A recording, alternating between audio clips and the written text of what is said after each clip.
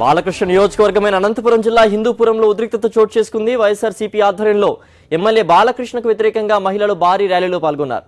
తాగునీటి సమస్యను తీర్చాలని డిమాండ్ చేస్తూ నినాదాలు చేస్తున్నారు. అయితే ర్యాలీని అడ్డుకున్న పోలీసులు ఆందోళనకారులపై లాఠీచార్జ్ చేశారు.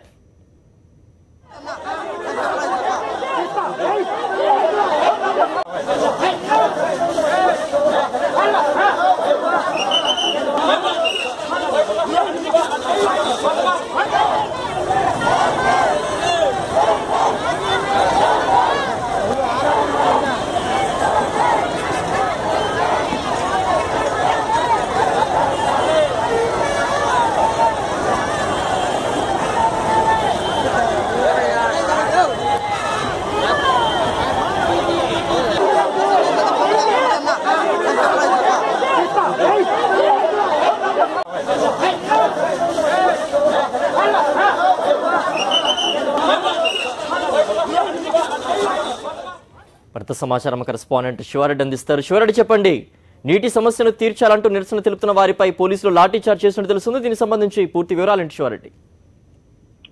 ఎమ్మెల్యే బాలకృష్ణ ప్రాతినిధ్యం వహిస్తున్న హిందూపురం నియోజకవర్గంలో ఉద్రిక్త పరిస్థితి తలెత్తింది. తాగునీటి సమస్య పరిష్కరించాలన్న డిమాండ్తో వైఎస్ఆర్ కాంగ్రెస్ పార్టీ ఇన్ఛార్జ్ నవీన్ నిచ్చల్ ఆధ్వర్యంలో హిందూపురంలో భారీ ర్యాలీ అనంతరం ఎంఆర్ఓ కార్యాలయం వద్ద ధర్నా కార్యక్రమం జరుగుతోంది. అయితే ప్రధానంగా బిందెలతో మహిళలు పెద్ద సంఖ్యలో పాల్గొనడం, భారీ స్థాయిలో ర్యాలీ జరుగుతూ ఉండడంతో టీడీపీ నేతలు జీర్ణించుకోలేకపోయారు. దున్నపోతుపై బాలకృష్ణకు వ్యతిరేకంగా పెయింటింగ్స్ వేశారన్న సాకుతో పోలీసులపై ఒత్తిడి చేసి మరి వైఎస్ఆర్సీపీ కార్యకర్తలపై లాఠీ చార్జ్ చేయించారు. ఎందుకంటే ఒకసారిగా శాంతియుతంగా కొనసాగుతున్న ర్యాలీపై పోలీసు బలగాలు విరుచుకుపడ్డాయి.